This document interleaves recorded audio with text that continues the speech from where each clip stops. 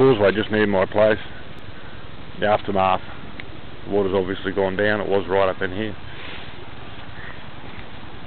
And it's dropped down overnight.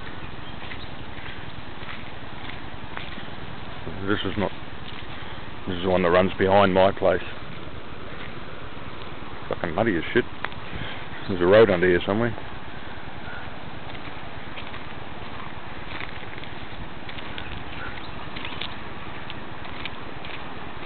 Yeesh. This is what they call a causeway on Canal Creek. You imagine I was standing here, I'd be underwater. Going back up there, water was flapping up there, all the way around there. It's down. So it's dropped probably about 6 foot. And so it was well and truly over last night. Yesterday.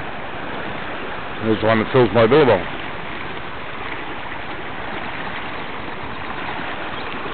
It's only just come down this morning, but look at it.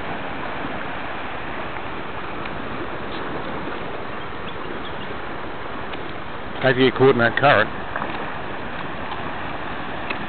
you wouldn't last long.